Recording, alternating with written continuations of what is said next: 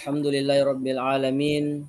Wassalatu wassalamu ala asyrafil anbiya'i wal mursalin sayyidina Muhammadin wa ala alihi wa sahbihi ajma'in, amma ba'd.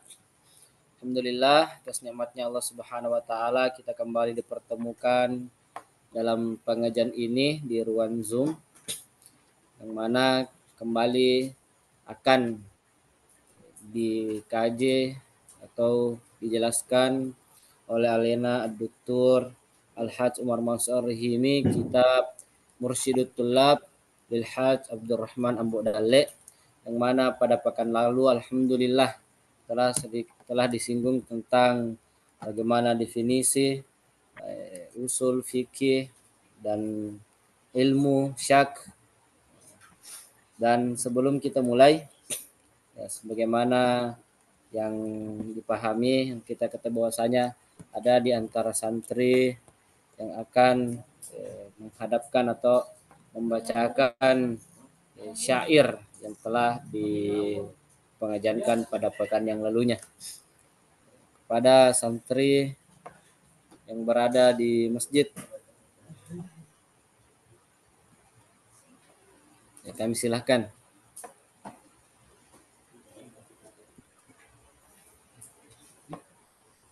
Ya.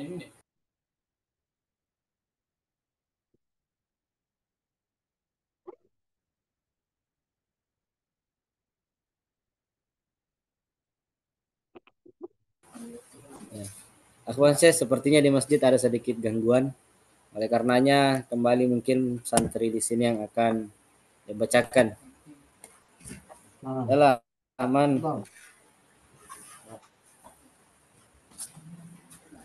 Tafadhal. Yang terkenal saja, baca saja. Kalau baca artinya bahasa Arabnya saja. Minta maaf saja ya. Lewat biasa.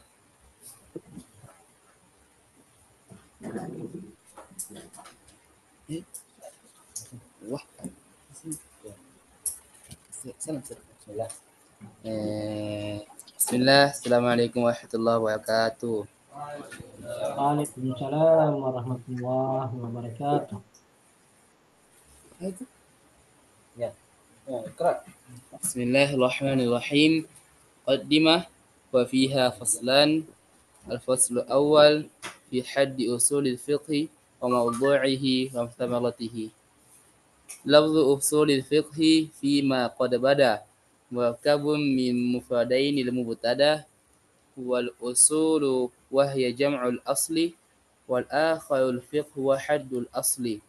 Syai'un 'alaihi ghayruhu qad buniya mithlu asasi lil jidai fasriya wal far'u ma 'ala siwahu yanbani wal husni lil asya'i yakfikum bani. Amma al-usulu fi istilahil fuqaha fa utliqat 'ala ma'ani saqaha fil kutubil mutawwalatil ulama minha ad-dalilu wa huwa ma'nan yuntama yuradu bid-dalili ma arsyadana bi sihhatin nazril matlubi lana wal fiqhu 'inda lughawi al-fahmu ka faqiha as-su'ala baqi yasmu wa hadduhu fil istilahil ilmu bil hukmi syar'i kafaka al-fahmu. Haddu usulil fiqhi ma tuwsila bihi li akhdhil hukmi haitsu husila. Mawdu'uhu bil ikhtisari raja'a lil ithbati was thubuti waqa'a. Thamlatuhu ma'rifatul kaifiyah fi akhdhil ahkam syar'iyyah walil i'tiqa'i lid darajatil 'aliyyah wal fawzu bis sa'adatid diniyah. خلاص خلاص Khalaas. ya maksud insyaallah. Ya, kalau tadi dari Ananda Muhammad Fadil Aksa Hidayat. Kemudian insyaallah Abdur kembali melanjutkan bacaan dari kitab Mursyidut Tullab, dan insyaallah akan dijelaskan pula oleh Abdur. Kepadanya kami persilahkan dengan hormat. Nah, Bismillahirrahmanirrahim. Alhamdulillah Rabbil Alamin. Wassalatu wassalamu ala asyrafil anbiya wal mursalin wa ala alihi wa sahbihi wa sallam wa ba'd. Alhamdulillah kita kembali melanjutkan kajian kita pada malam hari ini. Lanjutan pembahasan kitab Mursyidit Tullab. Karya Andri Gurta Abdurrahman Amwadalli rahimahullah ta'ala yang membahas tentang ilmu usul fiqh. Pertemuan sebelumnya kita di akhir pertemuan sebelumnya kita sudah menjelaskan pasal yang kedua, yaitu pembahasan pertama tentang hukum. Andre Gurta sudah menjelaskan tentang definisi hukum. Definisi hukum. Kemudian fasal yang atau mabahas yang kedua juga kita sudah baca pertemuan sebelumnya tentang aqsam al-hukm, pembagian hukum. Hanya kita ingin lebih jelaskan sedikit tentang pembagian hukum ini. Kemarin kita cuma baca baitnya saja, terjemahannya. Ada pembahasan yang perlu diperhatikan di mabahas yang kedua ini tentang aqsamul hukm, pembagian hukum. Andre Gruta di sini mengatakan hukum itu terbagi, kata beliau, wa huwa ala qismaini awwaluhuma al-hukmu taklifi wa huwa ma alzamahu syari'u lil abidi mimma bihi taklifu kat tauhid. Thanihima al-wad'i wa huwa ma yadul ala wujudit taklifil ajal. Nah, ini kemarin pembagian hukum, pembagian hukum yang disebutkan oleh Syekh. Bahwasanya kata beliau hukum itu hukum itu ala qismain, terbagi menjadi dua. Awaluhuma, yang pertama dari dua pembagian tadi, al-mabhatsu ats-tsani, al-mabhatsu ats-tsani. Wa huwa ala qismaini awaluhuma. Hukum itu terbagi dua. Yang pertama dari yang kedua itu al-hukmu taklifi, hukum taklifi. Apa itu hukum taklifi? Wa huwa, yaitu ma alzamahu syari'u lil abid, sesuatu yang dilazimkan atau yang diperintahkan, sesuatu yang diminta oleh asy-syari', yaitu Allah Subhanahu wa taala. Begitu pula dengan Rasulullah sallallahu alaihi wasallam. Asy-syari' yang menetapkan syariat.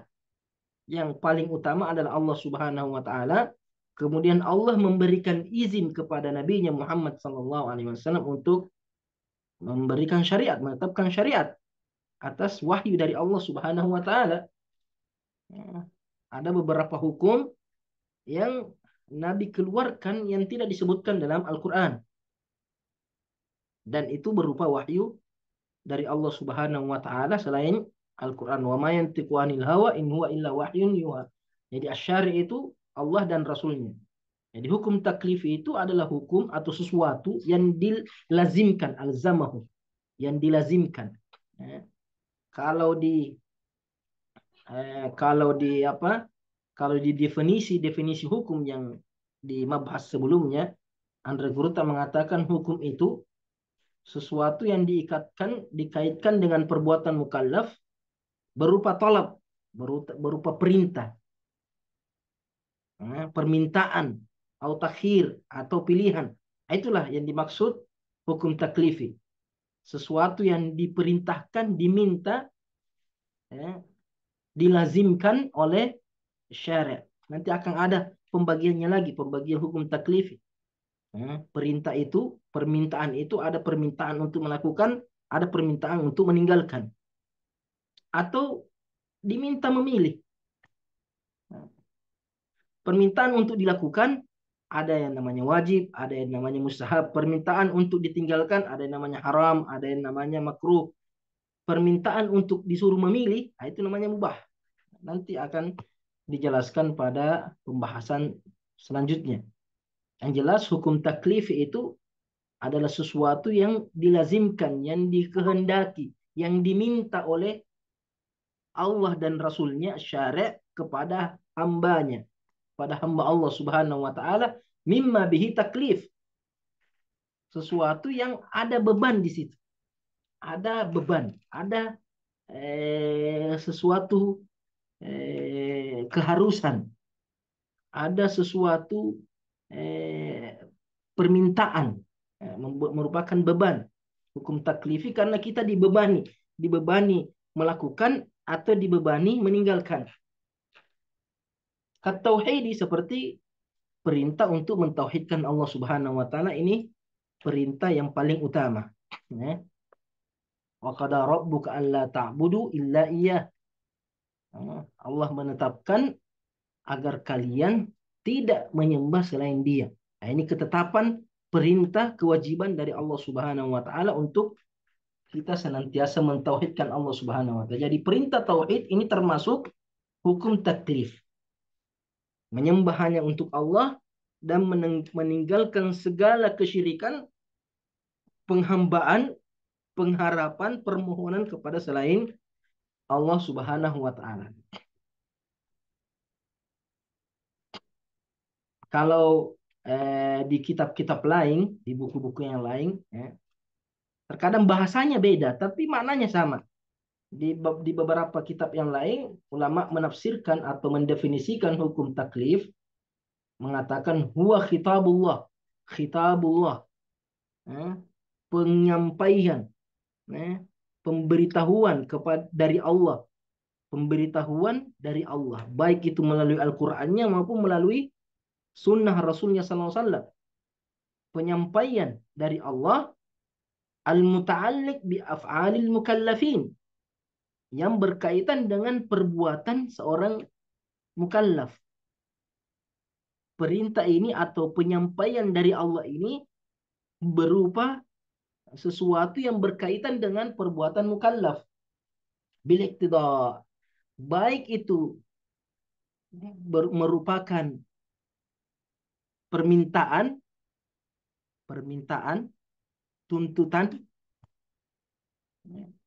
atau pilihan, atau takhir, pilihan. Kalau di definisi yang disebutkan oleh Andre Gruta, definisi hukum, bitalabin atau takhir, bitalab ay bil iqtida. Sedangkan di definisi hukum taklif, Andre Gruta pakai kata alzamahu. Alzamahu. Sesuatu yang Allah lazimkan. Kalau di sini sesuatu yang Allah perintahkan atau yang Allah minta atau yang Allah suruh memilih, takhir. Itulah hukum taklif. Penyampaian dari Allah yang berkaitan dengan perbuatan mukallaf, baik itu merupakan permintaan atau pilihan, disuruh memilih. Itu definisi hukum taklif. Kalau Andre Gruta pakai definisi wa huwa ma alzamahu syari' lil abidi mimma bihi at-taklif. Kemudian sanihima al-wad'iyyu. Yang kedua, pembagian hukum yang kedua adalah hukum wad'i. Wa huwa ma yadul ala wujudi taklifil ajal. Artinya sesuatu yang menunjukkan adanya beban, adanya taklif, adanya hukum taklif. Ya. Yang menetapkan ajal sesuatu atau batasan atau waktu sesuatu. Jadi hukum wad'i hanya petunjuk, hanya merupakan petunjuk adanya hukum taklifi atau tidak ada, diterimanya hukum taklifi atau tidak diterima. Sedangkan hukum taklifi berkaitan dengan perbuatan.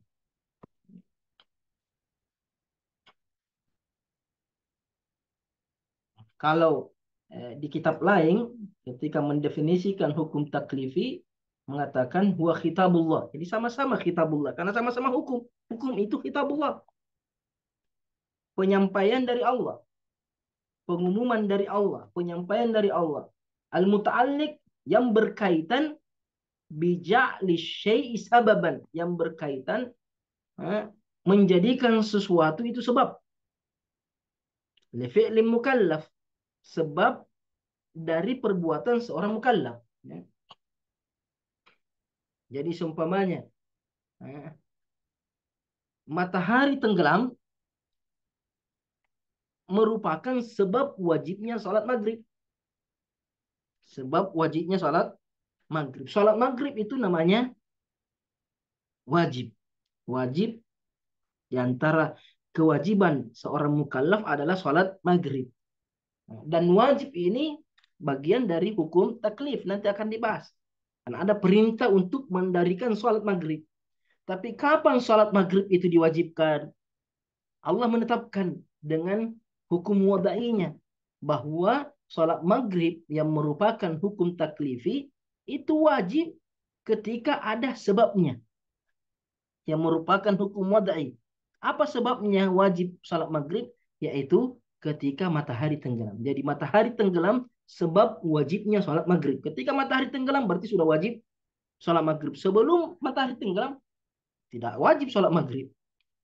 Tidak ada kewajiban sholat maghrib sebelum matahari tenggelam. Setelah matahari tenggelam, maka mulailah kewajiban sholat maghrib. Siapa yang menetapkan bahwa tenggelamnya matahari itu adalah sebab wajibnya sholat maghrib? Itu Allah.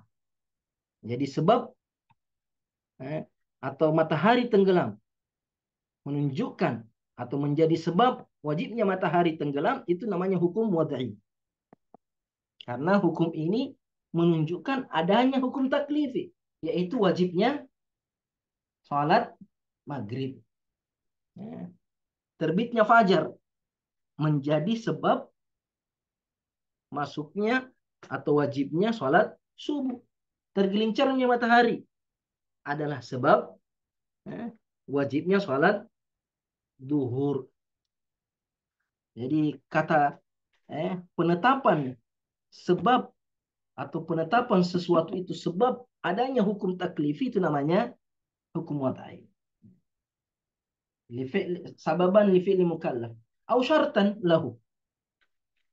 Hukum taklif, hukum wadai itu juga berkaitan dengan syarat. Ketika Allah mengatakan, Nabi SAW mengatakan, la yakbalullahu salata ahadikum idza ahdath hatta yatawadda.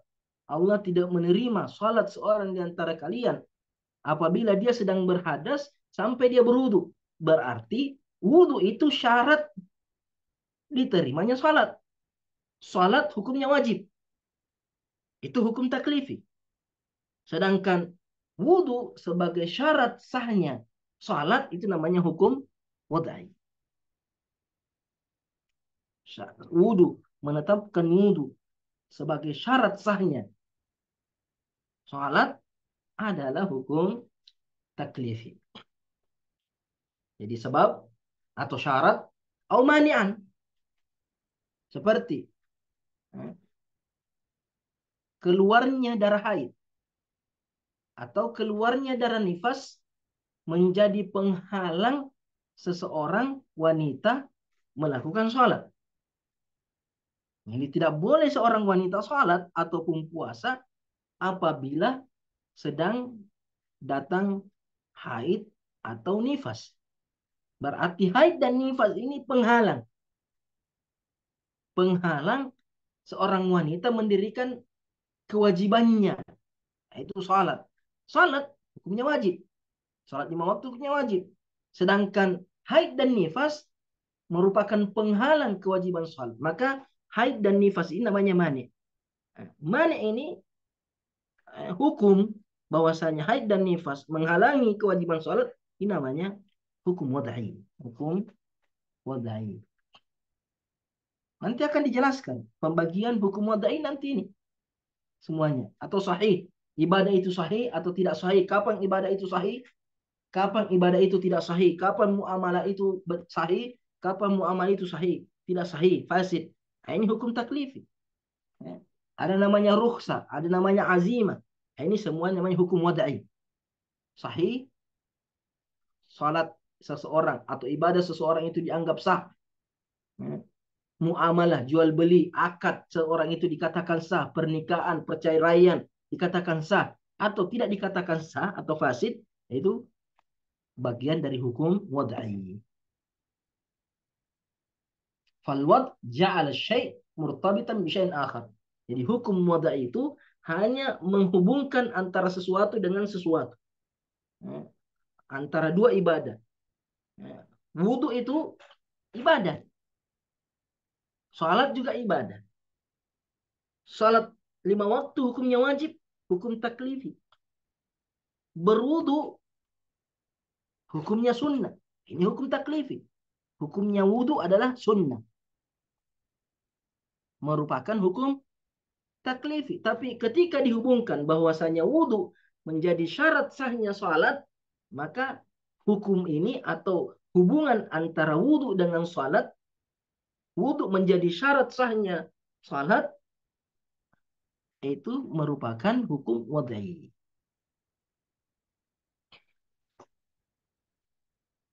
Jadi saya rasa sudah jelas apa itu hukum taklifi,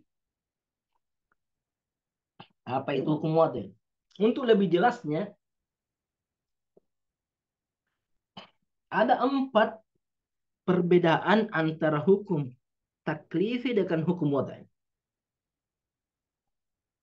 Ada 4 perbedaan antara hukum taklifi dengan hukum wadai. Supaya lebih jelas. Dari definisi sudah jelas. Hukum taklifi berkaitan dengan perbuatan. Sama seperti nanti di sini dijelaskan. Perbedaan antara hukum taklifi dengan hukum wadai. Yang pertama, yang dimaksud dengan hukum taklifi adalah perbuatan. Perbuatannya mukallaf. Jadi hukum taklifi itu berkaitan dengan perbuatan. Dia lakukan atau dia tinggalkan.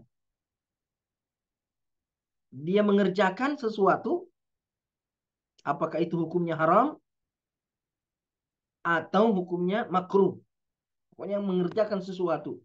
Baik hukum sesuatu itu yang dia kerjakan haram atau wajib, atau yang dia kerjakan itu sunnah. Atau meninggalkan sesuatu. Meninggalkan itu juga berkaitan dengan hukum taklifi. Perbuatannya mengerjakan apakah wajib atau sunnah, atau meninggalkan yang haram, atau meninggalkan yang makruh, atau takhir, disuruh memilih. Berarti dia mubah. Dia boleh melakukan atau meninggalkan. Boleh melakukan atau meninggalkan. Adapun hukum wadai, maka yang dimaksud dari hukum wadai itu adalah hubungan antara sesuatu dengan yang lainnya. Hubungan antara satu perbuatan atau satu kejadian dengan perbuatan mukallaf. Satu perbuatan atau kejadian dengan perbuatan mukallaf. Apakah hubungannya adalah sebab, seperti tenggelamnya matahari, sebab wajibnya salat maghrib.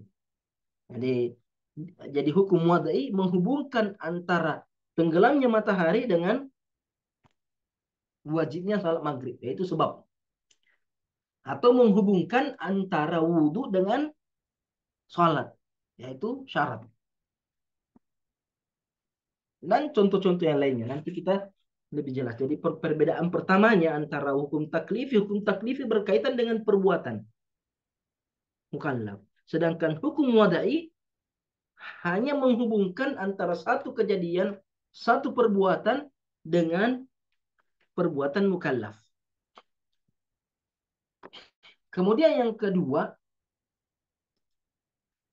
hukum taklifi itu semua hukum taklifi harus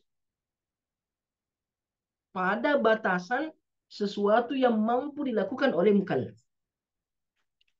Sesuatu yang di dalam batasan kemampuan mukallaf. Jadi Allah tidak memerintahkan kita, membebani kita sesuatu yang kita tidak mampu. atau sesuatu yang tidak sanggup dilakukan oleh manusia. Jadi tidak, jadi ketika Allah mewajibkan kita sholat, sholat bisa kita kerja. Ya. Bahkan sholat ketika kita terhalang, seperti kita tidak sholat, kita diwajibkan sholat berdiri. Tidak mampu berdiri, boleh duduk. Tidak boleh duduk, boleh berbaring. Yang jelas, hukum taklifi itu berada di bawah batasan kemampuan mukallaf. Tidak mungkin Allah menyuruh kita terbang. Ya. Tidak mungkin Allah menyuruh kita eh, hidup di dalam air. Karena itu suatu yang bukan kemampuan kita. Tidak mungkin tidak ada hukum taklifi pada sesuatu yang tidak mampu dilakukan oleh manusia. Jadi hukum taklifi semuanya di batas kemampuan manusia. Adapun hukum taklifi, hukum wadai, sedangkan hukum wadai bisa jadi sesuatu itu mampu dilakukan oleh manusia, bisa jadi tidak mampu dilakukan oleh manusia. Seperti berwudu adalah syarat sahnya sholat. Wudu bisa dilakukan atau tidak bisa dilakukan? Wudu bisa dilakukan oleh manusia. Dan itu menjadi syarat sahnya sholat yang merupakan hukum wadai. Tapi matahari tenggelam. Apakah matahari tenggelam? Manusia mampu mengatur matahari tenggelam atau tidak tenggelam? Tidak. Matahari tenggelam bukan kemampuan seorang manusia. Hanya menunggu saja. Ketika Allah menenggelamkan matahari, wajib sholat. Kalau matahari tidak tenggelam-tenggelam, berarti tidak wajib sholat. Ya.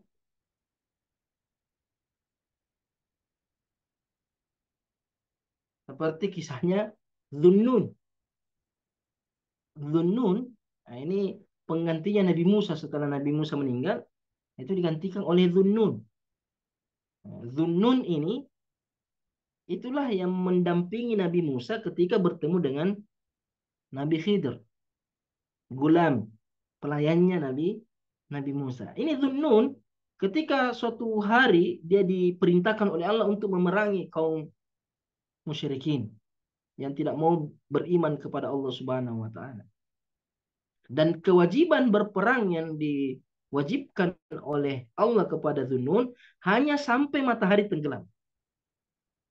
Tapi ketika matahari ingin tenggelam, ternyata peperangan belum selesai.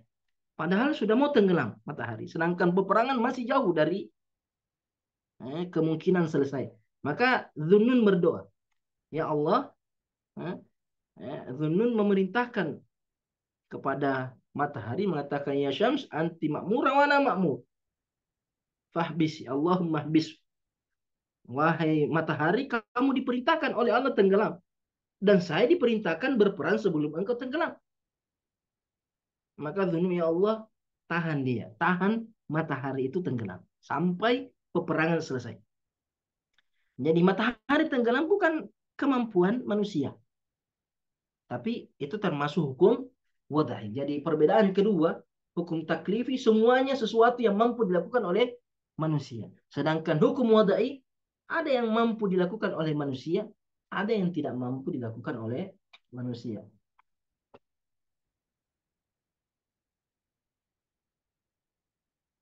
Kemudian yang ketiga, perbedaan yang ketiga, hukum taklifi itu khusus untuk perbuatan mukallaf. Khusus berkaitan dengan perbuatan mukallaf. Makan, minum, tidur, berjalan, berdoa. Ini semua berkaitan dengan perbuatan mukallaf. Adapun hukum wadai, maka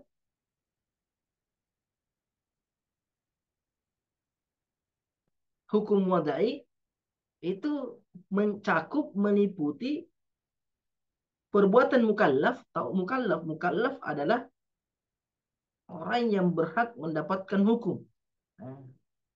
Mukallaf itu orang yang berakal, kemudian balik, Akil balik lah, istilahnya akil balik. Ya, ada sebenarnya penjelasannya, nanti ada penjelasannya. Yang jelas secara umum mukallaf itu orang yang berakal dan sudah balik.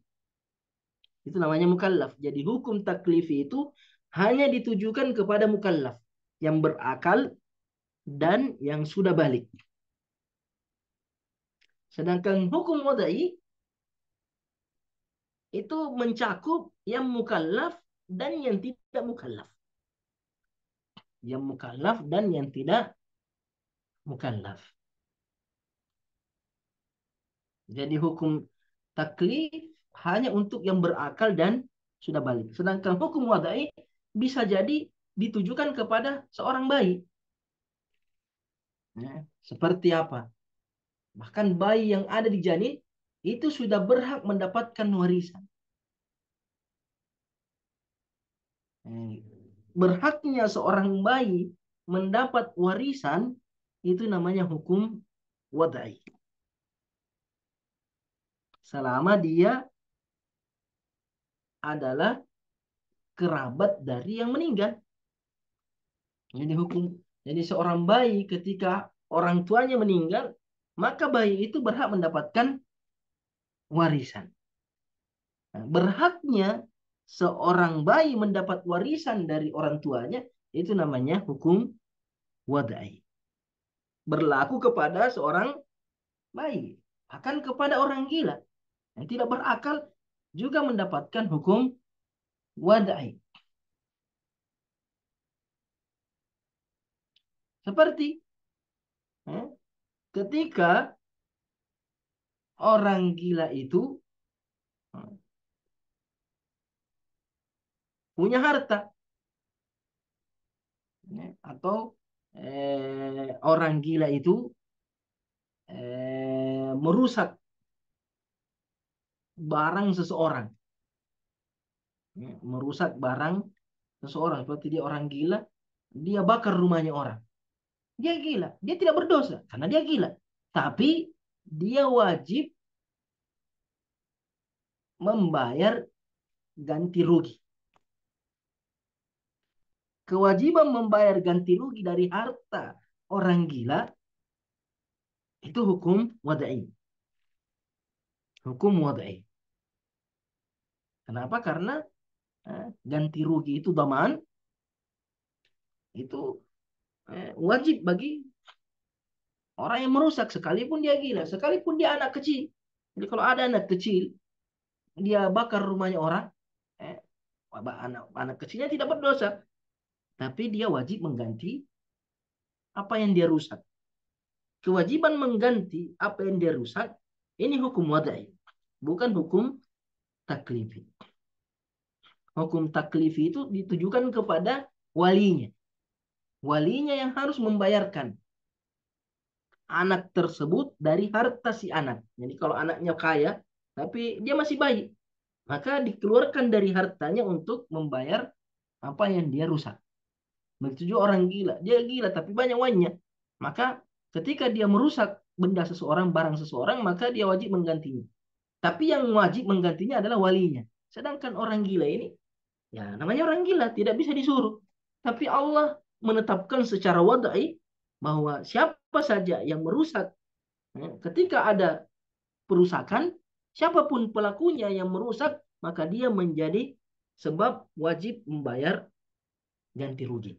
Itu namanya hukum wadai. Jadi hukum taklifi hanya ditujukan kepada orang yang berakal dan balik, mukallaf. Sedangkan hukum wadai ditujukan kepada semua manusia. Apakah dia mukallaf, berakal dan balik, ataupun dia tidak berakal ataupun tidak balik.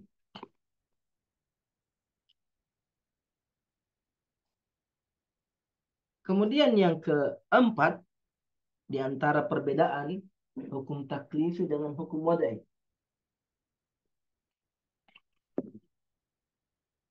Hukum taklifi tidak berkaitan kecuali perbuatan mukallaf secara langsung. Dia langsung mengerjakannya. Dia yang seperti sholat. Dia yang sholat. Ya. Minum khamar, dia minum khamar. Ya. Jadi hukum taklif itu ditujukan kepada mukallaf apa yang dia lakukan secara langsung. Dia berhubungan langsung dengan perbuatan tersebut. Dia yang mengerjakannya, dia yang melakukannya.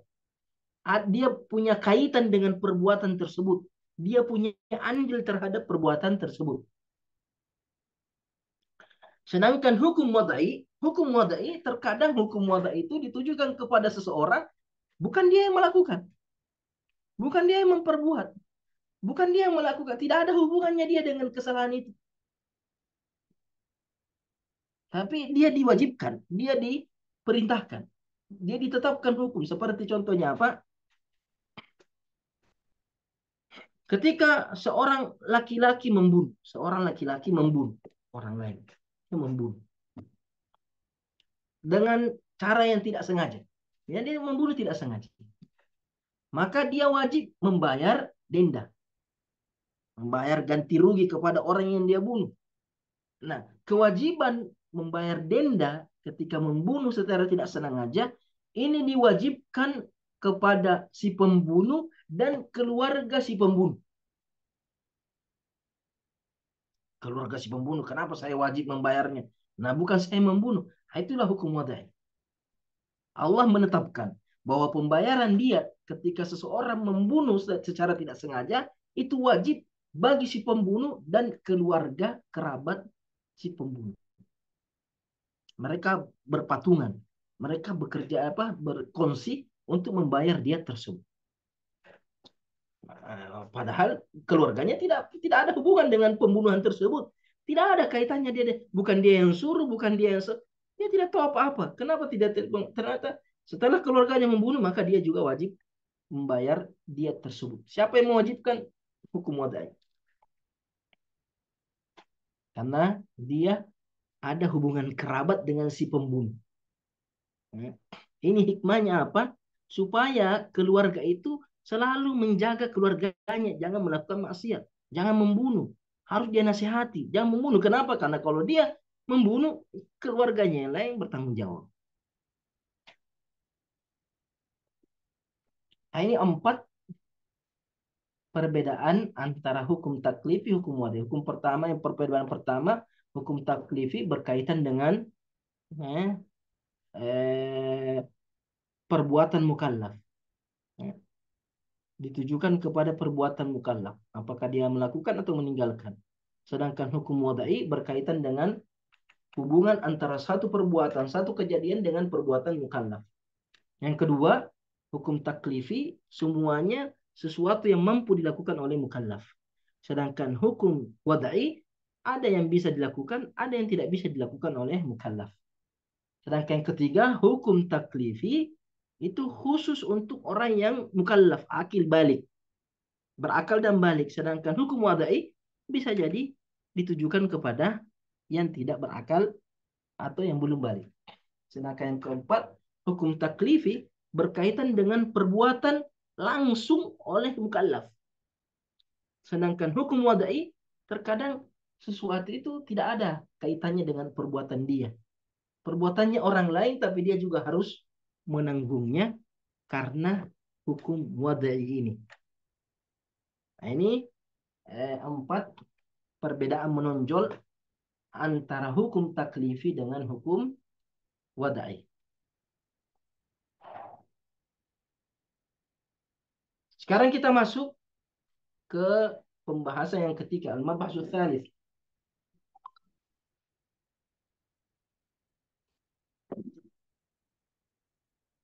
Ada pertanyaan kah? Nah, ada chatting. Kita lanjut. Al-mabhasu tsalits fi aqsamil hukm taklifi. Pembagian hukum taklifi.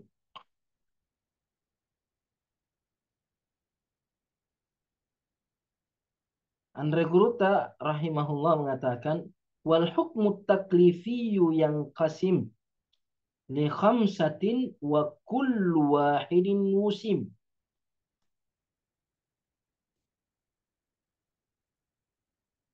hukum taklif itu terbagi menjadi 5. Dan masing-masing ada penjelasannya. Ada penjelasannya nanti setelah ini. 5 hukum taklif. 5 jenis hukum taklif. Sebelum kita masuk ke penjelasan 5 hukum taklif ini, pembagian hukum taklif menjadi 5 itu pendapat jumhur ulama. Pendapat jumhur ulama dari kalangan Malikiyah, Syafi'iyah, dan Hanabilah. Ini 3 mazhab ini sepakat bahwasanya hukum taklif itu hanya 5. Wajib atau ijab,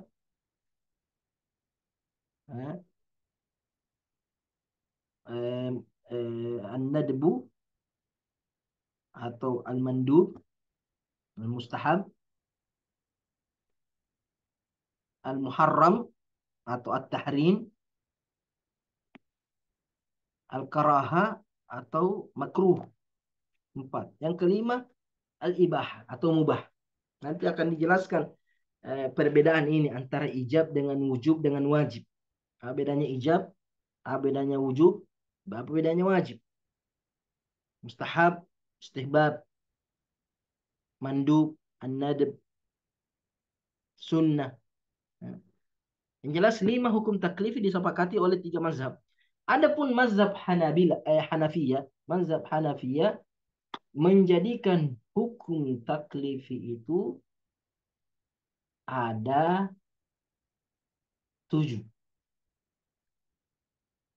Ada 7 tambahan, 2 tambahannya. Ada 7 macam hukum taklif. Jumhur ulama mengatakan 5 saja. Wajib, mustahab, haram, makruh, mubah. Sedangkan Al-Hanafiyah membagi menjadi 7. Yaitu al-fardu, kemudian yang kedua al-ijab, kemudian yang ketiga al-karahah tahrimiyah, kemudian yang keempat al-haram, kemudian yang kelima karahah tanzihiyah, kemudian yang keenam an-nadab, kemudian yang ketujuh al-ibahah. 7. Jadi tambahannya di sini yaitu al-ijab atau al-fard. Kalau jumhur ulama satu saja, fard dengan ijab. 1. Sedangkan Hanafiyah membedakan antara ijab dengan fard. Kemudian yang kedua, tambahannya Hanafiyah yaitu al-karahah tahrimiyah dengan karahah tanzihiyah. Jumhur ulama satu saja, karahah makruh satu saja. Sedangkan Hanafiyah membagi 2 karahah, 2 makruh, makruh tahrim dengan makruh tanzih.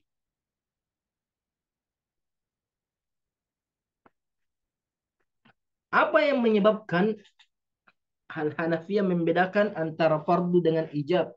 Jumhur ulama sama saja, fardu ijab sama. Nanti akan dijelaskan apa itu fardu dan ijab. Sedangkan Hanafiyah membedakan antara fardu dan ijab, antara karahah tahrimiyah dengan karahah tanzihiyah. Jumhur sama saja, makruh satu saja. Hanafiyah matan tidak, ada karahah tahrim, ada karahah tanzih. Yang pertama, Abu Al-Hanafiyah membedakan antara fardu dengan ijab. Mengatakan kalau fardu itu perintah melakukan sesuatu secara lazim, wajib, secara mesti, harus ditinggalkan, harus dikerjakan. Fardu itu perintah mengerjakan sesuatu secara tegas, secara pasti, harus. Dengan dalil qat'i. Dalilnya harus qat'i. Kalau fardu itu dalilnya harus dalil qat'i. Apalagi dibilang dalil qat'i? Dalil qat'i pertama Al-Quran. Itu dalil qat'i. Kemudian dalil qat'i juga hadis mutawatir. Hadis mutawatir. Saya harap paham apa hadis mutawatir. Hadis mutawatir itu hadis yang diriwayatkan oleh banyak orang. Itu selesai. Hanya secara singkat. Jadi menurut Hanafiyah, fardu itu perintah yang melazimkan dengan dalil qat'i Al-Quran dan hadis mutawatir. Sedangkan ijab itu perintah melakukan sesuatu secara tegas, secara pasti, tapi dengan dalil zanni. Dalil zanni ini berupa hadis ahad, hadis yang tidak mutawatir. Nanti ada pembahasan nanti di akhir dalam kitab Mursyidut Thullab tentang hadis. Nanti kita jelaskan itu. Nah, begitu juga dengan karaha, makruh. Makruh menurut Hanafiyah adalah perintah meninggalkan. Perintah meninggalkan. Ya. Kalau perintah meninggalkan itu secara tegas harus ditinggalkan. Tapi kalau berdasarkan dalil qat'i berarti itu haram. Dalil qat'i haram. Al-Quran dan Sunnah atau Al-Quran hadis mutawatir mengatakan tinggalkan secara tegas. Dalilnya Al-Quran qat'i, dalilnya hadis mutawatir qat'i, maka itu hukumnya haram. Tapi kalau perintah meninggalkan secara tegas, tapi dalilnya dalil zanni, hadis ahad, maka mereka namai karaha tahrimiyah. Karaha tahrimiyah. Dalilnya dengan dalil zanni. Adapun kalau perintah meninggalkan, tapi tidak secara tegas, sebaiknya ditinggalkan, maka mereka menamai karaha tanzihiyah. Larangan tapi tidak secara tegas. Sebaiknya ditinggalkan. Hendaknya ditinggalkan. Kalau bisa ditinggalkan. Berarti namanya karaha tanzihiyah. Ini pembagian hukum taklif menurut Hanafiyah. Mereka menjadikan hukum taklif menjadi 7. Fard, kemudian ijab, kemudian karaha, kemudian haram, kemudian karaha tahrimiyah, kemudian karaha tanzihiyah, kemudian nadab, kemudian al-ibah. Sedangkan jumhur ulama yang akan kita bahas dalam kitab ini hanya menjadikan 5.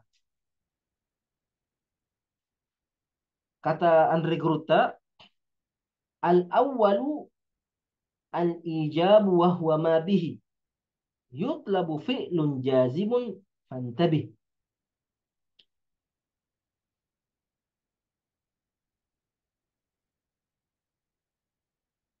Yang pertama, hukum taklif yang pertama al-ijab. Al-awwalul ijabu wa huwa ma bihi yutlabu fi'lun jaziman fantabih. Yang pertama adalah ijab. Penwajiban, kewajiban. Yaitu apa? Sesuatu yang diperintahkan untuk dilakukan secara jazim. Yutlabu fi'lun jazim. Diperintahkan melakukan secara tegas, secara mesti. Fantabih. Maka perhatikan. Jadi ada perintah dari Allah untuk melakukan sesuatu dengan tegas. Dengan tegas.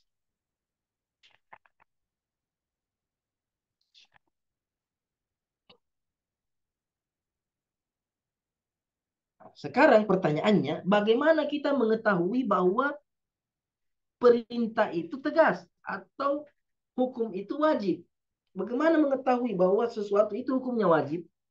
Dari mana kita tahu?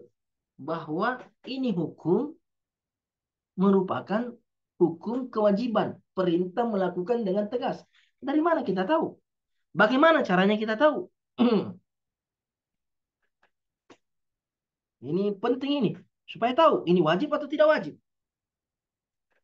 Mantap, ada perintah tegas. Bagaimana tahu? Bagaimana kita tahu bahwa perintah ini menunjukkan suatu ketegasan?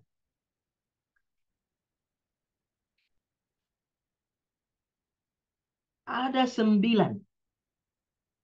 9 baik. Ya kita sebutkan beberapa di antaranya. Nanti kita lanjut. Nah, yang paling pertama dan yang paling utama dan yang paling banyak, yang paling sering kita dapatkan, sesuatu itu menunjukkan wajib apabila hukum itu datang dalam bentuk perintah. Datang dalam bentuk perintah dengan menggunakan fiil amr. Nah, berarti di sini itulah saya bilang pentingnya bahasa Arab, karena usul fikih kalau tidak pernah belajar bahasa Arab nggak bisa. Nah, dari mana kau tahu bahwa sesuatu itu wajib? Kecuali kalau pintar bahasa Arab. Kalau bahasa Indonesia tidak mungkin bisa terapkan ini masalah. Jadi sesuatu itu diketahui bahwa perintah Allah ini dari Al-Quran maupun dari As-Sunnah, bahwasanya pemberitahuan dari Allah ini yang bersumber dari Al-Quran maupun dari As-Sunnah menunjukkan suatu kewajiban yang harus kita kerjakan. Dari mana kita tahu? Yang pertama itu adalah datang dalam bentuk fi'il amr, if'al. If'al. Fi'il kan ada 3. Fi'il madhi, fi'il mudhari, fi'il amr. Ini fi'il amr. Kalau ada perintah, ada hukum, ada hukum dari Allah datang dalam bentuk perintah, maka itu menunjukkan wajib. Kaqaulihi ta'ala, seperti firman Allah, aqimus shalah. Aqimu shalah. Nanti ada penjelasan, ada bab khusus yang disebutkan oleh Andre Guruta di sini tentang masalah perintah, bahwasanya hukum asalnya perintah itu wajib. Ketika ada perintah, maka hukum asalnya wajib. Kapan perintah itu tidak wajib? Kalau ada petunjuk. Nanti ada pembahasan nanti. Tapi ketika ada perintah, maka yang langsung kita pahami adalah wajib.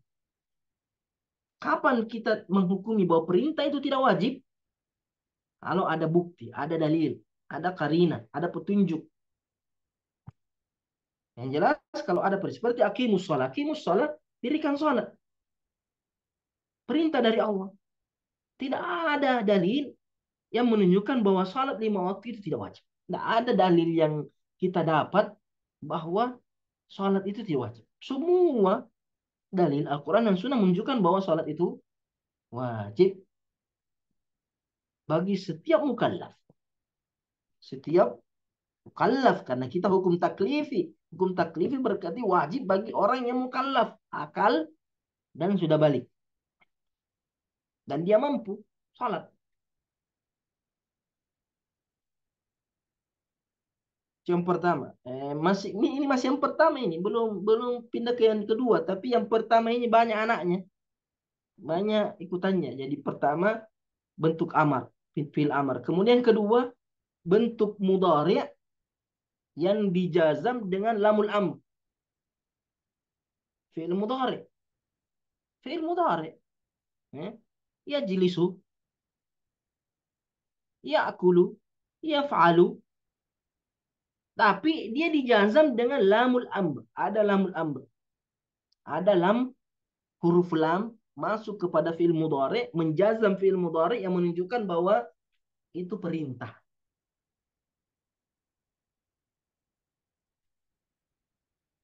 Contohnya dalam Al-Quran, falyattaqullaha, falyattaqullah, yattaqu fi'il mudhari', dimasuki lam, lamnya, falyattaqullaha, maka hendaklah mereka bertakwa kepada Allah. Ada perintah. Mereka bertakwa. Wal yakulu qawlan sadida. Wal yakulu lam. Dari kata yakulu dimasuki lamul amr menjadi wal yakulu. Asalnya yakuluna. Karena dimasuki lamul amr menjazam fi'il mudhari, maka yakulu dijatuhkan nunnya. Majzumun bihazfin nun. Wal yakulu falyattaqullaha wal yakulu qaulan sadida. Wal yakulu dan hendaklah mesti mereka mengucapkan ucapan yang benar. Ini ada perintah mengucapkan ucapan yang benar, berarti ini hukumnya wajib.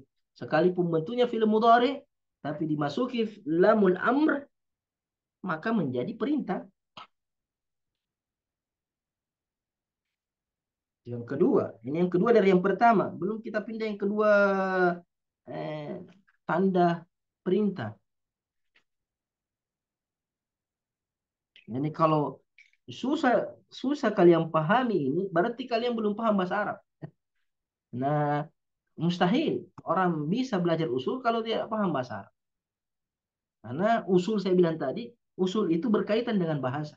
Bahasa bagaimana kita tahu apa yang Allah inginkan dalam Al-Qur'annya, apa yang Allah inginkan dari hadis-hadis Nabi Shallallahu Alaihi Wasallam, dan tentunya tidak mungkin kita tahu apa yang Allah inginkan, apa yang Rasulullah perintahkan kecuali kita paham bahasanya. Itu yang pertama, fil amr, fil mudhari dimasuki lam al-amr. Kemudian ketiga, isim fil amr. Apalagi dibilang isim fil amr. Harus muraja anaknya ini. Isim fiil amr.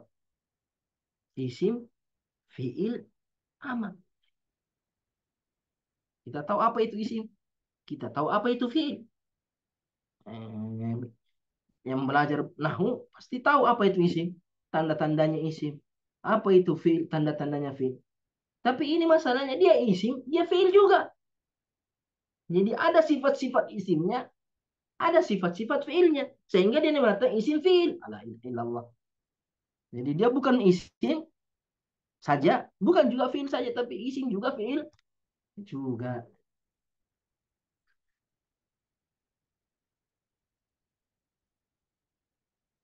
Dan isim fiil ini ada tiga. Ada isim fiil madhi, ada isim fiil mudhari, ada isim fiil amar. Nah, yang kita maksudkan di sini isim fiil amar. Isim yang bermakna fiil yang merupakan perintah.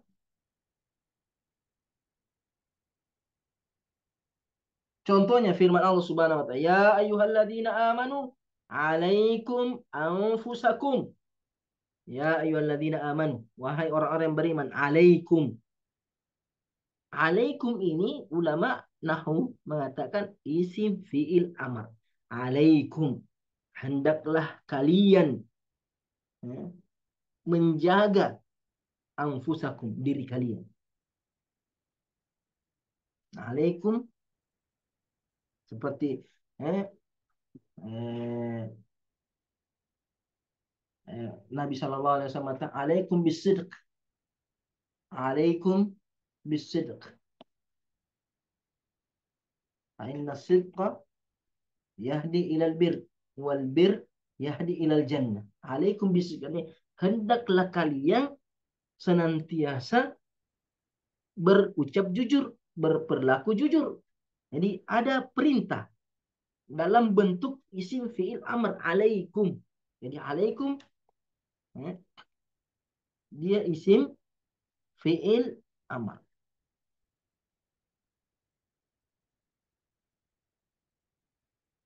Oh, yang keempat. Yang keempat dari yang pertama. Tadi fiil amr. Kemudian kedua, fiil mudhari dimasuki lamul amr. Kemudian ketiga, isim fiil amr. Kemudian keempat, al-masdarun naibu an fiil amr. Masya Allah. Dia masdar. Tapi masdar ini menggantikan fiil amr. Masdar, tahu masdar? Ya. Daraba Yadribu darban. Darban ini masdar. Daraba fi'il madhi. Yadribu fi'il mudhari. Idrib fi'il amr. Darban masdar. Terkadang dalam bahasa Arab masdar ini menggantikan tugasnya fi'il amr. Ketika masdar menggantikan tugasnya fi'il amr, maka fungsinya sama seperti fungsinya fi'il amr. Merupakan perintah. Contohnya firman Allah Subhanahu wa taala di surah Muhammad ayat 4 supaya kau bisa murajaah. Surah Muhammad ayat 4 kaqaulihi ta'ala seperti firman Allah Subhanahu wa taala, "Fa idza laqitumul ladzina kafaru." Apabila kalian bertemu dengan orang-orang kafir, fadarbar riqab. Fadarbar riqab. Kalau kalian bertemu dengan orang kafir, fadarbah. Darba di sini masdar. Naibun yanubu an fi'il mudhari. Menggantikan fi'il mudhari. Makanya kalimat setelahnya fadarbar riqab. Ar-riqab di sini maf'ulnya darbah. Fadarbar riqab. Maka tebaslah lehernya. Jadi darba di sini masdar. Tapi posisinya menggantikan fi'il amr. Artinya fadarbar riqab artinya idribir riqab. Idribur riqab. Apabila kalian bertemu dengan orang-orang kafir, maka tebaslah leher mereka. Ini ketika di peperangan. Jadi darba di sini masdar, tapi menggantikan fil amr yaitu idrib. Maka darba di sini menunjukkan kewajiban.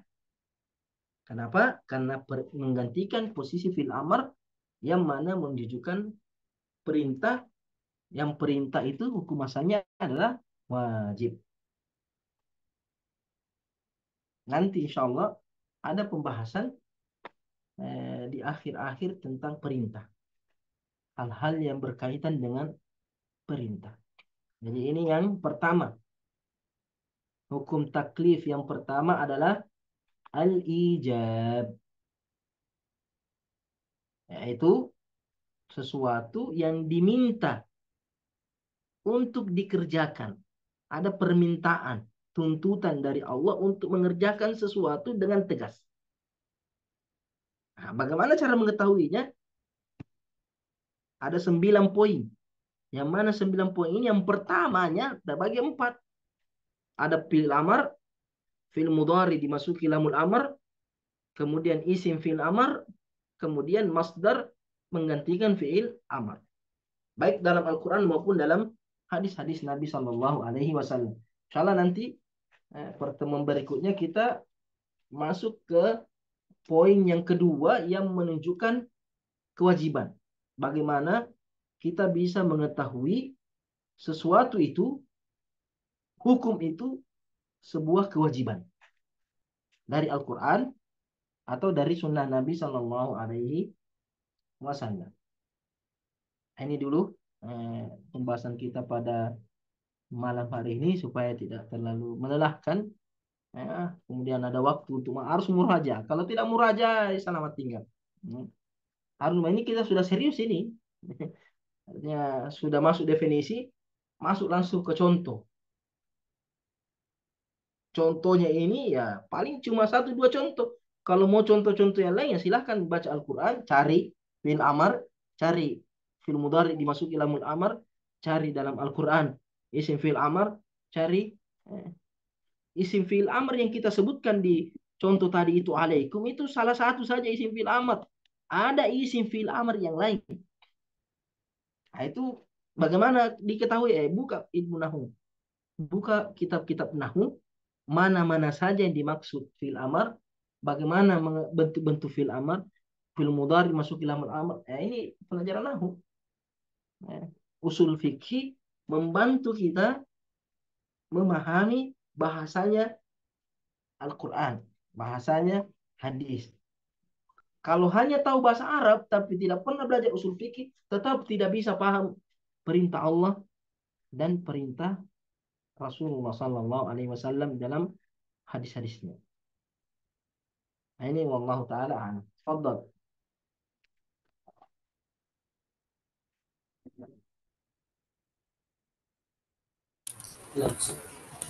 Alhamdulillah, itulah tadi penjelasan oleh Dokter terkait ya via kesamil hukmi, yang mana kita tangkap bahwasanya hukum itu terbagi dua, ada yang taklifi dan ada wad'iyah. Bagaimana penjelasannya tadi telah dijelaskan oleh Dokter. Kemudian tak menutup kemungkinan bagi santri maupun santriwati maupun santri yang berada di lokasi pengabdian, jikalau ada yang ingin ditanyakan silahkan aktifkan mic-nya.